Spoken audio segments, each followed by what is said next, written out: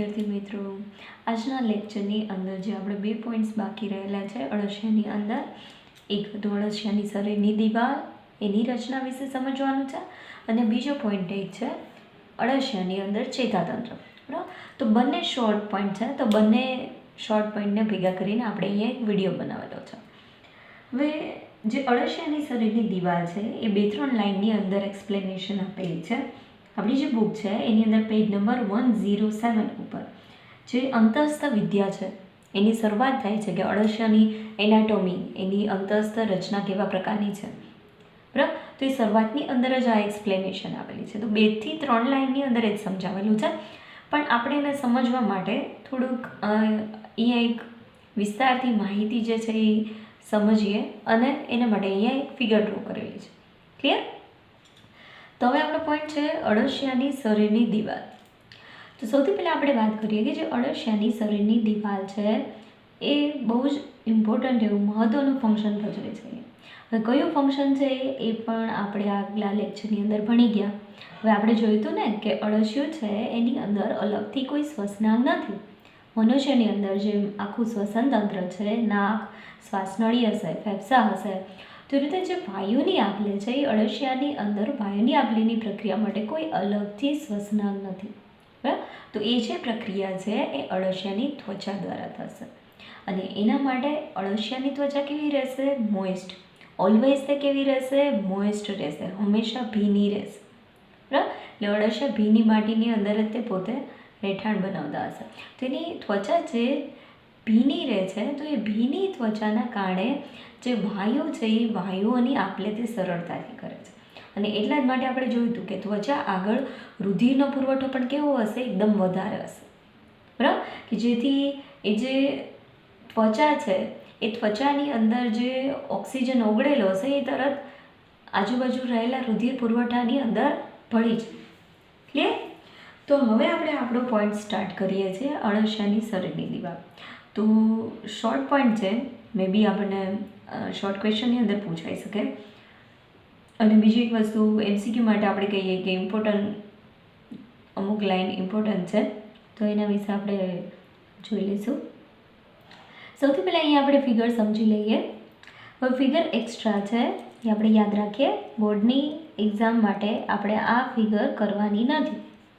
બરાબર, કારણ કે બોર્ડની બુકની અંદર ફિગર નથી આપેલી. તો ફિગર ફક્ત આપણે એક્સપ્લેનેશન પર્પઝ વાઇઝ આપેલી છે. સૌથી બહારનું લેયર હશે ક્યુટિકલ, કે જે ત્વચાને મોઇસ્ટ રાખશે. ક્યુટિકલ જનરલી શું કરે કે ભેજની જે અવર જવર છે એને રોકે, એક અવાહક જેવું પડ બનાવે. તો સૌથી બહારનું પડ હશે ક્યુટિકલ. પાતળું એવું ક્યુટિકલનું લેયર છે. એની નીચેનું પડ છે અધિચર્મ. સેકન્ડ નંબરનું કયું છે? અધિચર્મ.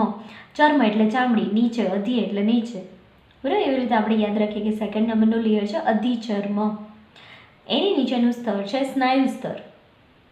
બરાબર, તો સ્નાયુ સ્તર જે છે એની અંદર પણ 2 પ્રકારના સ્નાયુ છે. એક હશે વર્તુળી સ્નાયુ અને બીજા હશે આયામ સ્નાયુ. બરાબર, આયામ એટલે ઊભા અને વર્તુળી એટલે એવી રીતે જે ગોઠવાયેલો એને કહેવાય છે વર્તુળી સ્નાયુ. બરાબર, તો સ્નાયુ સ્તરની અંદર પણ 2 પ્રકારના સ્નાયુઓ હશે. આ 2 પ્રકારના સ્નાયુઓ ભેગા મળીને આખા સ્તરની રચના કરશે. અને છેલ્લે અંદરના ભાગે, બરાબર, હવે અહીંયા આપણે સમજીએ કે આ બહારથી દર્શાવેલી છે ફિગર. સૌથી બહારનું લેયર આ હશે ક્યુટિકલ અને સૌથી અંદરના ભાગે હવે કયું લેયર આવેલું છે? દેહકોષ્ઠીય અધિચ્છદ. તો આ 4 સ્તરો છે. હવે જ્યારે 4 સ્તરો છે એની અંદર આપણે બહુ ડિટેલમાં એનું ફંક્શન કે રચના સમજવાની નથી. ફક્ત જે 4 સ્તર છે એના નામ યાદ રાખવાના છે, જો આપણે બુક વાઇઝ વાત કરીએ તો. ક્લિયર? હવે બીજી થોડીક અહીંયા એક્સ્ટ્રા ઇન્ફોર્મેશન જોઈએ આપણે. અને ખાસ સમજો એ એક્સ્ટ્રા ઇન્ફોર્મેશન છે. જે અધિચર્મનું લેયર છે એ અધિચર્મના લેયરમાં જો અહીંયા આપણને ઘણા બધા પ્રકારના કોષો દેખાય છે. તો એ બધા કોષો છે એ હશે સ્તંભીય અધિચ્છદના કોષો. સ્તંભ જેવા છે ને. હવે યાદ કરો, આપણે જે ચેપ્ટરની અંદર ભણી ગયા પેશીના પ્રકાર, બરાબર, એની અંદર આપણે સ્તંભીય અધિચ્છદ વિશે ભણી ગયા. તો એ સ્તંભીય અધિચ્છદ પ્રકારના કોષો છે અને એનું કાર્ય શું હશે? તેનું કાર્ય હશે સ્ત્રાવ કરવાનું. તો આ જે સ્તંભીય અધિચ્છદ પ્રકારના કોષો છે એ કોષો ગ્રંથીય કોષો છે. ગ્રંથિ કોઈ પણ જગ્યાએ આવે એટલે આપણે યાદ રાખવાનું કે ગ્રંથિ હોય એટલે શું થતો હોય? સ્ત્રાવ થતો હોય. હવે એમાં પણ બે પ્રકાર જોયા હતા ને આપણે, બાહ્યસ્ત્રાવી, અંતઃસ્ત્રાવી. ડિટેલમાં જો સમજતા નથી એ આપણે જ્યારે આગળ આવશે ત્યારે આપણે ભણી લઈશું. અત્યારે આપણે એવું યાદ રાખીએ કે ભાઈ ગ્રંથિ કોષો હોય એટલે સ્ત્રાવ થતો હોય, ગ્રંથિ વળાવે એટલે સ્ત્રાવ થતો હોય. તો અહીંયા પણ બે પ્રકારના ગ્રંથીય કોષો રહેલા છે. એક છે શ્લેષ્મ ગ્રંથીય કોષો અને બીજા છે આલ્બ્યુમિન ગ્રંથીય કોષો. તો જો સમજો એક્સ્ટ્રા ઇન્ફોર્મેશન છે, બોર્ડની એક્ઝામ માટે આપણે યાદ રાખવાની નથી. ક્લિયર? હવે ત્રીજા પ્રકારના કોષો હશે તલીય કોષો. નીચેના ભાગે રહેલા છે, તલ ભાગે, તો તલીય કોષો નામ આપેલું છે. અને સપોર્ટ કરતા આ બધા કોષોને આધાર આપતા કોષોને કીધું છે આધારક કોષો. તો 4 પ્રકારના કોષો એમાં હશે અધિચર્મની અંદર. ગ્રંથીય કોષો હશે કે જે સ્ત્રાવ કરતા હશે, શ્લેષ્મ અને આલ્બ્યુમિન, અને એના ઉપરથી એને શ્લેષ્મ અને આલ્બ્યુમિન ગ્રંથીય કોષો નામ આપેલું છે. ત્રીજો પ્રકાર છે તલીય કોષો અને ચોથું છે આધારક કોષો. બરાબર? તો આ બધી જ ઇન્ફોર્મેશન એક્સ્ટ્રા છે. ક્લિયર? હવે ત્રીજું આપણે સ્તર શું જોયું? સ્નાયુ સ્તર. એમાં તો આપણે આગળ વાત કરી દીધી કે બે પ્રકારના સ્નાયુનું તે બનેલા હશે. એક હશે વર્તુળી સ્નાયુ જે ઉપર દર્શાવેલા છે અને બીજા હશે આયામ સ્નાયુ. ક્લિયર? અને જે દેહ કોષ્ઠીય અધિચ્છદ એ શું કરે છે? તો જે દેહ કોષ્ઠીય અધિચ્છદ છે એનું કામ જ શું છે? એના નામ ઉપરથી એનું ફંક્શન છે કે જે તે શરીરનો દેહ કોષ્ઠ છે. દેહ કોષ્ઠ એટલે જે પોલાણવાળા અંગો હોય, પોલાણવાળો જે ભાગ હોય એ જે દેહ કોષ્ઠ છે એ દેહ કોષ્ઠને શરીરની દિવાલથી છૂટા પાડવાનું કામ કરશે. ક્લિયર? બરાબર? હવે બુકની અંદર શું લખાણ આપેલું છે, આપણે કેટલી વસ્તુ યાદ રાખવાની છે એ હવે આપણે સમજીએ. બરાબર? હવે આ બધી જ આગળની ઇન્ફોર્મેશન આપણી જાણકારી માટે હતી કે જેના લીધે આપણને ઇઝીલી સમજાઈ જાય. તો જો આપણને જે લખાણ આપેલું છે આપણે ફિગર સાથે કમ્પેર કરતા જવાનું છે. સૌથી પહેલાં આપણે જોઈએ, બહારથી આપણે શરૂઆત કરીએ છીએ સમજવાનું. બરાબર? પાતળા અકોષીય એવા ક્યુટિકલ વડે શરીરની દિવાલ ઢંકાયેલી હશે. આપણી ટોપિક છે શરીરની દિવાલ. તો શરીરની દિવાલ શેના વડે ઢંકાયેલી હશે? ક્યુટિકલના આવરણ વડે. તો એ ક્યુટિકલનું આવરણ પણ કેવું છે? પાતળું છે અને અકોષીય છે, નોન સેલ્યુલર છે. તો આ એક ઇન્ફોર્મેશન પણ યાદ રાખવાની છે કે અકોષીય એવું ક્યુટિકલનું આવરણ રહેલું છે. હવે એની નીચે કયું હશે? તો કે નીચે હશે અધિચર્મ. હવે અધિચર્મ વિશે અહીંયા એક્સ્ટ્રા ઇન્ફોર્મેશન આપેલી નથી, પણ નીચેના ભાગે આપણને છેલ્લી લાઈનની અંદર એવું કીધેલું છે કે જે અધિચર્મ છે એમાં સ્તંભીય અધિચ્છદના કોષોનું એક સ્તર રહેલું છે. જો આપણને ફિગરની અંદર જો જે અધિચર્મ હતું અહીંયા સેકન્ડ નંબરનું, એ અધિચર્મની અંદર આપણને સ્તંભીય અધિચ્છદના કોષોનું એક સ્તર જોવા મળે છે. અને એ બધા કોષો શું ધરાવે છે? તો એ બધા કોષો ધરાવે છે સ્ત્રાવી ગ્રંથિ કોષો. બરાબર? અહીંયા પણ આપણે એ દર્શાવેલું છે સેમ. તમે આગળ જો ગ્રંથીય કોષો ધરાવે છે શ્લેષ્મ અને આલ્બ્યુમિનના સ્ત્રાવ કરતા. ક્લિયર? આ થઈ ગયું અધિચર્મ. તો આ કયા કોષોના પ્રકાર છે પણ યાદ રાખવાનું છે? સ્તંભીય અધિચ્છદ. MCQ માટે જે એક ઇમ્પોર્ટન્ટ લાઈન છે જેને આપણે અંડરલાઈન કરી લઈએ. ચલો, કે અધિચર્મમાં કયા પ્રકારનો અધિચ્છદ હશે? સ્તંભીય અધિચ્છદ હશે. કામ શું હશે? સ્ત્રાવી ગ્રંથિ કોષો ધરાવે છે. કયા? તો આપણે એક્સ્ટ્રા યાદ રાખ્યું ને નેટ માટે, શ્લેષ્મ અને આલ્બ્યુમિનના. ક્લિયર? એ સિવાય અધિચર્મમાં જે આપણે બીજા બે કોષોના નામ જોયા તો 4 પ્રકારના કોષો હતા, એ પણ આપણે ફિગરની અંદર જોઈ લીધા છે. બરાબર? તમે જોઈ લો ફરી એકવાર જે આપણે આ 4 પ્રકારના કોષો દર્શાવેલા છે. ક્લિયર? હવે કયું છે એની અંદરનું સ્તર? ત્રીજા નંબરનું, જેને આપણે કહીશું સ્નાયુ સ્તર. તો 2 પ્રકારના સ્નાયુઓ હશે, એટલે કે 2 પ્રકારના સ્નાયુના સ્તરો હશે. વર્તુળી સ્નાયુ હશે જે પાતળા અને બહારની તરફ હશે, અને આયામ સ્નાયુ હશે કે જે જાડા અને અંદરની તરફ હશે. બરાબર? ફિગરની અંદર જોઈએ. જો વર્તુળી સ્નાયુ ક્યાં છે? બહારની તરફ છે. આ બહારની સાઈડ થઈ, અને આ અંદરની. આયામ સ્નાયુ અંદરની તરફ છે, પાતળા હશે અને આનું જાડું લેયર હશે. ક્લિયર? બરાબર? હવે સૌથી અંદરનું સ્તર, સૌથી અંદરની તરફ છે દેહકોષ્ઠીય અધિચ્છદ. દેહકોષ્ઠીય અધિચ્છદ જે છે એનું ફંક્શન છે તે દેહકોષ્ઠને શરીર દિવાલથી અલગ કરે છે. દેહકોષ્ઠ એટલે થશે શરીરની અંદર જે પોલાણવાળો ભાગ હશે એની વાત કરેલી છે. ક્લિયર? તો પહેલાં તો આ જે પોઈન્ટ છે એની અંદર આપણે એક સિક્વન્સ યાદ રાખવાની છે. આખી સિક્વન્સ આપણે જો યાદ રાખી લઈએ તો સિક્વન્સ આપણી કઈ હશે? બહારથી તરફ અંદર જતા. આ થઈ ગયું બહાર અને ત્યાંથી અંદર તરફ જતા.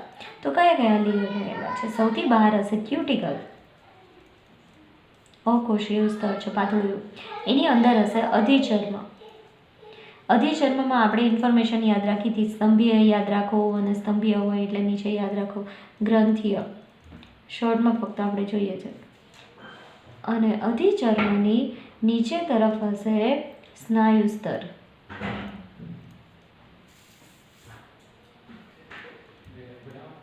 અને સ્નાયુ સ્તરની નીચે તરફ હશે દેહકોષ્ઠીય અધિચ્છદ. તો આ ચારે ચાર પ્રકારના જે સ્તરો છે, લેયર છે, એની સિક્વન્સ યાદ રાખવાની છે. એમસીક્યુની અંદર મે બી આ સિક્વન્સ પણ આપણને પૂછાઈ શકે. બરાબર? કઈ સિક્વન્સમાં છે? સૌથી અંદર કયું છે, બહાર કયું છે, અધિચર્મની નીચે કયું છે. બરાબર? તો એની અંદર સિક્વન્સ આપણે ખાસ અહીંયા યાદ રાખવાની છે. આવી રીતે પણ કોઈ એમસીક્યુ આપણને પૂછાઈ શકે છે. બરાબર? તો એમસીક્યુ માટે ઇમ્પોર્ટન્ટ એવો પોઈન્ટ આપણે ગણી શકીએ. પણ નેક્સ્ટ આપણે પોઈન્ટ સમજવાનો છે જે આપણે બાકી રહેલો છે એ છે અળસિયાનું ચેતાતંત્ર. ચેતાતંત્ર એટલે થશે નર્વસ સિસ્ટમ. નર્વસ સિસ્ટમ શેનું કામ કરે છે? તો નર્વસ સિસ્ટમ જે છે, ચેતાતંત્ર એ શું કરશે? જે બધી પ્રક્રિયાઓ થાય છે શરીરની અંદર, જે સંવેદનાઓ છે એના સંચાલનનું કામ કરે છે. આપણને પણ ખબર છે ને, ચેતાતંત્રનો મુખ્ય ભાગ કયો? મગજ. અને મગજ વડે શું થશે? તો કે બધી જ પ્રક્રિયાનું સંચાલન. તો અહીંયા એટલું બધું ચેતાતંત્ર વિકસિત નથી. બરાબર? તો હવે ચેતાતંત્ર આખું શેનું બનેલું છે? તો બુકની અંદર ફિગર નથી આપેલી, પણ ફક્ત આપણે સમજૂતી માટે અહીંયા ફિગર સમજીએ છે. ખાસ આપણે યાદ રાખવાનું છે કે આ ફિગર જે છે એ એક્સ્ટ્રા છે, જે એક્સપ્લેનેશન માટે છે. આપણે ડ્રો કરવાની નથી. ક્લિયર? તો પહેલાં તો આપણે અહીંયા જે લખાણ આવેલું છે એ લખાણ સમજતા જઈએ અને પછી આપણે એ ફિગરની અંદર આપણે જોઈ લઈએ. બીજી એક વસ્તુ આપણે વાત કરીએ, જ્યારે કોઈ પણ સિસ્ટમ એટલે કે કોઈ પણ તંત્ર આપણે અળસિયાની અંદર ભણતા હોય તો ખાસ એને ખંડીય રચના આપણે યાદ રાખવાની છે. બધી જ રચના કેવી રીતે હશે? ખંડીય. પાચન તંત્રમાં પણ ખંડોના નંબર ઇમ્પોર્ટન્ટ હશે. રુધિરાભિસરણ તંત્ર, બધાની અંદર જે ખંડોના નંબર છે એ ઇમ્પોર્ટન્ટ છે. બરાબર? કારણ કે અહીંયા ખંડીય રચના બધી હશે. જે ચેતાતંત્ર પણ ખંડીય રચના છે, ખંડીય રીતે ગોઠવાયેલું હશે. તો ચેતાતંત્ર શેનું બનેલું છે? ચેતાકંદોનું બનેલું છે. બરાબર? શેનું બનેલું છે? ચેતાકંદ. ચેતાકંદ કેવી રીતે ગોઠવાયેલા છે? જો આ બધા ચેતાકંદ દર્શાવેલા છે. તો કે ચેતાકંદ ખંડીય રીતે ગોઠવાયેલા છે. શેની ઉપર? તો કે બેવડા વક્ષ ચેતારજ્જુ ઉપર. પહેલાં તો આપણે એ યાદ રાખીએ કે ચેતાતંત્ર કઈ બાજુ છે? પૃષ્ઠ બાજુ કે વક્ષ બાજુ? તો આન્સર હશે વક્ષ બાજુ. વક્ષ એટલે શું? જો બાયોલોજીમાં હવે તમને યાદ રહી જશે, વક્ષ એટલે નીચે અને પૃષ્ઠ આપણે કહેતા હોય તો પૃષ્ઠ એટલે થશે ઉપર. પૃષ્ઠ એટલે ઉપર અને વક્ષ એટલે નીચે. અને સાઈડમાં આપણે કહેતા હોય એટલે મીન્સ બાજુમાં, તો એને આપણે કહીએ પાર્શ્વ. પૃષ્ઠ, વક્ષ અને પાર્શ્વ. તો આ ત્રણ શબ્દ આપણે યાદ રાખવાના છે. ક્લિયર? તો ચેતાતંત્ર આખું કઈ બાજુએ રહેલું છે? ચેતાતંત્રનો જે મુખ્ય ભાગ છે એ વક્ષ બાજુએ રહેલો છે. અને છે ચેતારજ્જુ. રજ્જુ એટલે આમ કહીએ એક દોરડા જેવી રચના હશે. બરાબર? દોરડા જેવી એક રચના હોય સળંગ. આપણે એવું ઇમેજિન કરીએ કે દોરડાની અંદર ગાંઠ ગાંઠ વાળેલી છે. બરાબર? આખું એક દોરડું છે સળંગ અને એની અંદર આવી રીતે ગાંઠ વાળેલી છે. ગાંઠ એટલે ચેતાકંદ. ચેતાકંદ, કંદનો મિનિંગ શું થાય? ગાંઠ. બરાબર? ગાંઠ જેવી રચના એટલે કંદ. તો ચેતાતંત્ર જે છે એ ચેતાકંદનું બનેલું છે અને જે બેવડા વક્ષ ચેતારજ્જુ પર ખંડીય રીતે ગોઠવાય છે.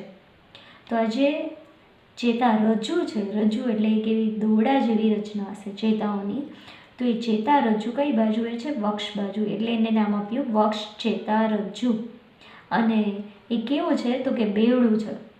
આપણે કેમ દોરો હોય, સિંગલ હોય ને ડબલ હોય, તો રીતે અહીંયા જે ચેતા છે, ચેતારજ્જુ, એ પણ ડબલ છે. એવું ઇમેજિન કરીએ કે બે ડબલ દોરી છે આવી રીતે, અને દોરીની અંદર આવી રીતે ગાંઠો વાળેલી છે. આ થઈ ગયા ચેતાકંદ. એવું ઇમેજિન કરવાનું છે આપણે. ક્લિયર? તો ચેતાતંત્રમાં ચેતાકંદ છે જે બેવડા વક્ષ ચેતારજ્જુ પર ખંડીય રીતે ગોઠવાયેલા છે. બધી જ સિસ્ટમ ખંડીય રીતે ગોઠવાયેલી હશે. તો આ રચના પણ ખંડીય રીતે ગોઠવાયેલી છે. જો એક એક ખંડની અંદર ચેતાકંદ રહેલા છે. જોયા આપણે? ખંડીય રીતે ચેતાકંદની ગોઠવણી છે. તો પહેલી લાઈન થઈ ગઈ એ. લખાણની અંદર જો આપણે લખવાનું હોય તો ચેતાતંત્ર ચેતાકંદોનું બનેલું છે જે બેવડા એટલે કે ડબલ એવા વક્ષ ચેતારજ્જુ પર ખંડીય રીતે ગોઠવાય છે. ખંડીય રીતે આપણે શું સમજવાનું છે? આવી રીતે. ક્લિયર? અને ખાસ આપણે વર્ડ અહીંયા શું યાદ રાખવાનું? જો મેં બધા અંડરલાઈન કરેલા છે. વક્ષ ચેતારજ્જુ યાદ રાખવાનું છે. બેવડા વક્ષ ચેતારજ્જુ, બેવડો વક્ષ ચેતારજ્જુની રચના હશે અને ચેતાકંદ હશે. હવે અહીંયા એક ઇમ્પોર્ટન્ટ છે. આ જે પોઈન્ટ છે એ ઇમ્પોર્ટન્ટ છે.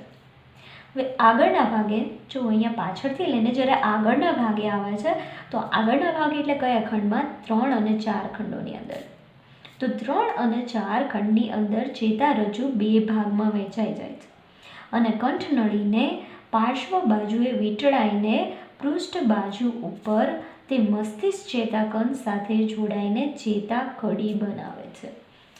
હવે આપણને એવું થાય કે કેવી રીતે આખી રચના હશે, બરાબર? તો આપણે અહીંયા ઇમેજિન કરવાનું છે. 3Dમાં તો કદાચ હું દર્શાવી ના શકું, પણ એવું ઇમેજિન કરવાનું કે આવી રીતે ધારો કે કંઠનળી છે, તો ચેતારજ્જુ જે છે એ આગળ વધશે. ત્રીજો અને ચોથો ખંડ આવશે તો ચેતારજ્જુની અંદર બે ભાગ પડશે અને બે ભાગ પડીને બંને પાર્શ્વ બાજુએ ત્યાં વીંટળાઈને આવેલા હશે અને મસ્તિષ્ક ચેતાકંદ સાથે તે જોડાશે. અહીંયા ઉપરના ભાગે હશે મસ્તિષ્ક ચેતાકંદ, બરાબર? અને એવી રીતે તે આખી કડી જેવી એક રચના બનાવે. જોયું આપણે રચના કેવી છે? કડી જેવી આવી રીતે. તો એટલા માટે એને કહેવાય છે ચેતાકડી. સમજાયું? 3Dમાં ઇમેજિન કરીએ. જો અહીંયા આપણે ફિગર પણ દર્શાવેલી છે કે જે વક્ષ ચેતારજ્જુ છે આગળના ભાગે ત્રીજા અને ચોથા ખંડની અંદર જ્યાં કંઠનળી રહેલી હશે, ચોથા ખંડમાં કંઠનળી હોય ને પાચન માર્ગમાં, આ જો પાચન માર્ગ દર્શાવેલો છે, તો જ્યાં કંઠનળી રહેલી હશે એ કંઠનળીએથી પાર્શ્વ બાજુએ તે વીંટળાઈને પૃષ્ઠ બાજુએ તે મસ્તિષ્ક ચેતાકંદ સાથે જોડાય. જો આ રચના કઈ છે? મસ્તિષ્ક ચેતાકંદ. આમ જોઈએ તો મસ્તિષ્ક એટલે થશે મગજ. જો હવે યાદ રાખો, બાયોલોજીની અંદર આપણે વર્ડ્સ ખાસ યાદ રાખવાના છે. કોઈ પણ જગ્યાએ મસ્તિષ્ક આપણને દેખાય એટલે એવું નથી મસ્તિષ્ક એટલે આમ તો શીર્ષ થાય, તમને એમ થાય મસ્તિષ્ક એટલે તો મસ્તક, શીર્ષ, પણ અહીંયા મસ્તિષ્ક વર્ડ આપણને જ્યાં દેખાય તો તે મગજ રિલેટેડ હશે, મગજની કોઈ રચના હશે, બરાબર? આગળ બીજા ઘણા બધા એવા વર્ડ્સ આવશે જે આપણે જોઈશું જ્યારે આપણે ચેતાતંત્રનું ચેપ્ટર ભણીશું ને મનુષ્યની અંદર, ત્યારે આપણને એનો ખ્યાલ આવી જશે. તો આ છે મસ્તિષ્ક ચેતાકંદ. અહીંયા ઉપરના ભાગે રહેલા છે, કંઠળી નળીના ઉપરના ભાગે, અને એ મસ્તિષ્ક ચેતાકંદની સાથે આવી રીતે જોડાય છે અને કડી જેવી રચના બનાવે છે કંઠનળી આજુબાજુ ત્રીજા અને ચોથા ખંડમાં, બરાબર? તો કડી જેવી રચના બનાવે છે એટલા માટે એને શું નામ આપી દીધું છે? ચેતાકડી. તો અહીંયા આપણે શું યાદ રાખવાનું છે? ચેતાકડી કેવી રીતે બને છે, બરાબર? તો ખંડોના નંબર પણ ઇમ્પોર્ટન્ટ છે કે કઈ બાજુ કયા ખંડની અંદર તે બે ભાગમાં વહેંચાય છે. તો કે ત્રીજા અને ચોથા ખંડની અંદર શેની સાથે જોડાય છે? મસ્તિષ્ક ચેતાકંદ સાથે જોડાય છે અને શેની રચના કરે છે? તો કે ચેતાકડીની રચના કરે છે. ક્લિયર? તો આ બધા વર્ડ જે છે મેં અંડરલાઇન જે કરેલા છે એ ઇમ્પોર્ટન્ટ છે, યાદ રાખવાના છે. ચેતાકડી બનાવે છે, મસ્તિષ્ક ચેતાકંદ સાથે જોડાય છે અને ત્રીજા અને ચોથા ખંડની અંદર એમાં બે ફાટા પડે છે. મસ્તિષ્ક ચેતાકંદ એટલે આપણે જોયું ને ફિગરની અંદર, ફરી એકવાર આપણે જોઈ લઈએ. થઈ ગયા મસ્તિષ્ક ચેતાકંદ અને આ આખી થઈ ગઈ ચેતાકડી જે આપણે દર્શાવેલી છે. અને આ બધા જો ખંડીય ચેતાકંદો છે, એક એક ખંડની અંદર જે રહેલા છે. અને આ થઈ ગયું વક્ષ ચેતારજ્જુ, બેવડું એવું ડબલ એવું વક્ષ ચેતા રજ્જુ વક્ષ ભાગે આવેલું છે એટલા માટે. તો આખી ફિગર પણ આપણે સમજી લીધી. બરાબર. હવે આપણે આગળ ત્રીજો પોઈન્ટ જોવાનો છે. 2 પોઈન્ટ ક્લિયર થઈ ગયા. પહેલાં આપણે કીધું ચેતાકંદનું બનેલું છે, ચેતારજ્જુ છે. પછી કીધું કે ભાઈ ચેતારજ્જુ આગળ જઈને શું બનાવે, તો કે ચેતાકડી બનાવે. હવે આપણે જે બીજી બધી ચેતાઓ છે એના વિશે વાત કરવાની. તો એવું તો નહીં હોય કે ભાઈ ખાલી ચેતાકંદ જ હોય, ચેતારજ્જુ જ હોય, પણ એમાંથી બધી નાની નાની ચેતા પણ નીકળતી હોય, બરાબર, કે જે જુદા જુદા અંગો સુધી જતી હોય, જુદા જુદા ભાગો સુધી સંવેદના પહોંચાડવાનું કામ કરતી હોય, ત્યાંથી સંદેશા લાવતી હોય. તો નાની નાની ચેતાઓ જે છે એ પણ અહીંયા બધી રહેલી હશે. તો એના વિશેનો એક પોઈન્ટ છે. મસ્તિષ્ક ચેતાકંદ એ ચેતાકડીની સાથે અન્ય ચેતા સાથે જોડાઈને સંવેદી આવેગોનું સંકલન કરે છે. બરાબર. મસ્તિષ્ક ચેતાકંદ છે, અહીંયા મસ્તિષ્ક ચેતાકંદનું કામ શું છે? મગજ તરીકેનું કામ છે. બરાબર. અળસિયાના જો કે મગજ જેવી રચના હોતી નથી, બ્રેઇન જેવી, પણ આપણે કહીએ કે અળસિયાની અંદર જે મસ્તિષ્ક ચેતાકંદ છે એ ચેતાકડીની સાથે અને અન્ય ચેતા સાથે જોડાઈને સંવેદી આવેગોનું સંકલન કરે છે.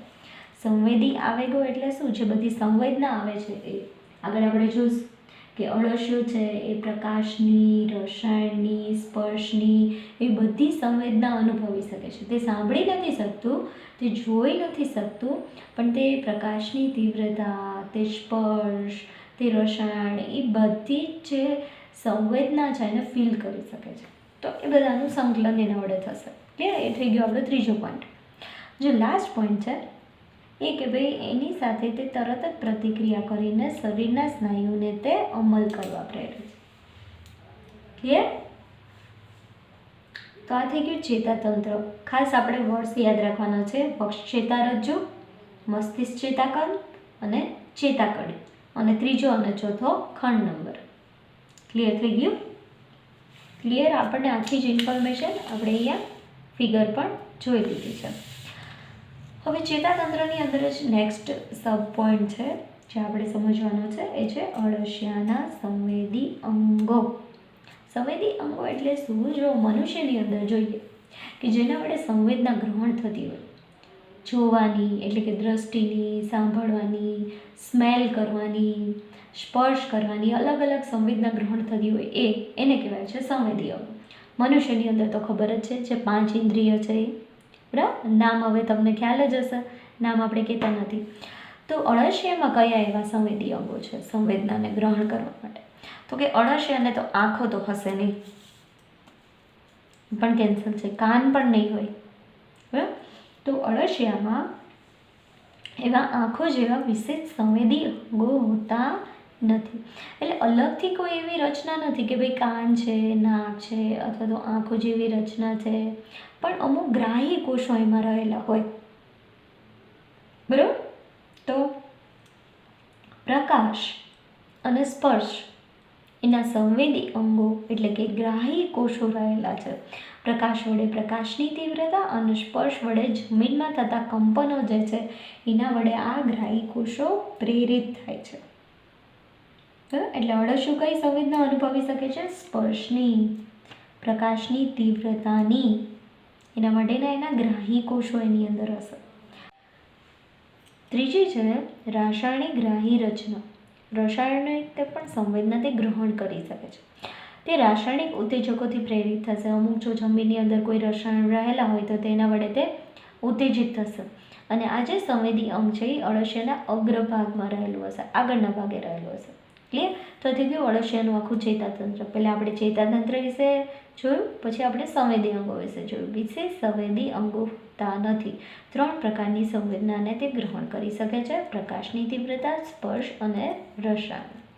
ક્લિયર થઈ ગયું? ઓકે. હવે નેક્સ્ટ આપણે જે જોવાનું છે, જે આપણો છેલ્લો પોઈન્ટ બાકી રહી ગયેલો છે એના વિશે સમજવાનું છે. તો એ જે છેલ્લો પોઈન્ટ છે એની અંદર એવી કોઈ ખાસ ઇન્ફોર્મેશન નથી, પણ કોઈ કારણ તરીકે આપણને પૂછાઈ શકે કે ભાઈ સમજાવો કારણ. અળસિયા એ ખેડૂતના મિત્ર છે અથવા તો અળસિયા એ ખેડૂતને બહુ જ ઉપયોગી છે, તો એનું કારણ શું છે? તો પહેલાં આપણું હેડિંગ રહેશે અળસિયા એ ખેડૂતના મિત્ર છે. ફાર્મર્સ ફ્રેન્ડ, બરાબર. તો કારણ શું છે? કારણ એ છે કે તે માટીમાં દર બનાવે છે.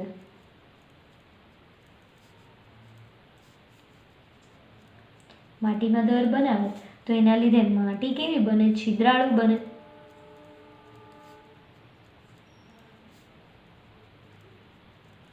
છિદ્રાળુ માટી બને તો એના લીધે છિદ્રના લીધે શું ફાયદો થાય? કે છિદ્રના લીધે હવાની અવરજવર વધે.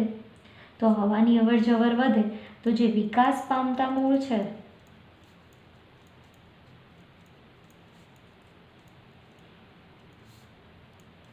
એને શ્વસનમાં મદદરૂપ થાય. અને સાથે સાથે જે વિકાસ પામતા મૂળ છે એને માટીમાં દાખલ થવામાં મદદરૂપ થાય. બંને રીતે મદદરૂપ થાય ને. માટી જો પોચી થઈ ગઈ હોય, છિદ્રાળુ થઈ ગઈ હોય તો મૂળ છે એ આસાનીથી અંદર ઉતરી શકે ઊંડા. અને સાથે સાથે વાયુની અવરજવર પણ થાય તો શ્વસન માટે પણ અનુકૂળતા રહે. તો આ બંને ફાયદા એની અંદર થાય છે. તો એના લીધે આપણે એવું કહી શકીએ કે અળસિયા ખેડૂતના મિત્ર છે. હવે આ સિવાય આપણે બીજી વાત કરીએ કે જે અળસિયા છે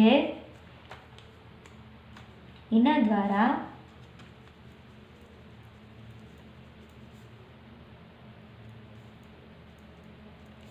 જમીનની ફળદ્રુપતા વધારવાની પ્રક્રિયા, એને એક નામ આપેલું છે. અળસિયા દ્વારા જમીનની ફળદ્રુપતા વધારવાની પ્રક્રિયા જેને કહેવાય છે વર્મ કમ્પોસ્ટિંગ. Vermi composting.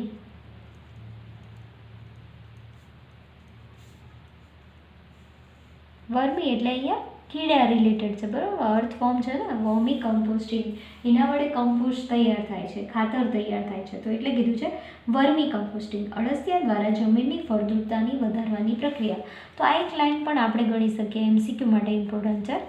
બરાબર. આખું જે ટોપિક છે એ આપણને કોઈ કારણ તરીકે પણ પૂછાઈ શકે. ભાઈ કારણ સમજાવો. અળસિયા એ ખેડૂતના મિત્ર છે અથવા તો અળસિયા ખેડૂતને મદદરૂપ થાય છે. ક્લિયર? હવે શું થશે? બીજી એક વસ્તુ કે અળસિયા જે છે એ જમીનની અંદર જે કોવાઈ ગયેલા પર્ણો છે, જે બધા વનસ્પતિના ભાગો હશે, બરાબર, એનો તે ખોરાક તરીકે ઉપયોગ કરશે. અને ખોરાક તરીકે ઉપયોગ કરીને એના દ્વારા જે અળસિયા દ્વારા જે બધું એનું શરીરમાંથી જે કચરો બહાર નીકળે છે, એટલે કે એનું જે મળનો ત્યાગ થાય છે, એ મળ જે છે એ વધારે પોષક તત્વોવાળું હશે. બરાબર. અને એટલા માટે એક મળ જે છે એ પણ એક ખાતર ગણી શકીએ કે જેના લીધે જમીનની અંદર પોષક તત્વોનો ઉમેરો થશે અને જમીન વધારે ફળદ્રુપ બનશે. બરાબર. તો અળસિયા એવી રીતે પણ મદદરૂપ થાય છે. હવે બીજી એક વાત આપણે કહીએ કે અળસિયાનો બીજો એક ઉપયોગ. તો બીજો એક ઉપયોગ એ છે કે અળસિયા માછલી પકડવાના ગલમાં ભક્ષ્ય તરીકે વપરાય છે. ભક્ષ્ય એટલે માછલી પકડવી છે તો એના ખોરાક માટે કંઈક ત્યાં ભેરવવું પડશે. તો માછલી પકડવાના ગલમાં ભક્ષ્ય તરીકે શેનો ઉપયોગ થશે? અળસિયાનો. તો એ પણ એનો એક યુઝ છે. તો અહીંયા અળસિયું મનુષ્ય જાતને કઈ કઈ રીતે ઉપયોગી થાય છે તો એના વિશે ઇન્ફોર્મેશન આપેલી છે. ક્લિયર?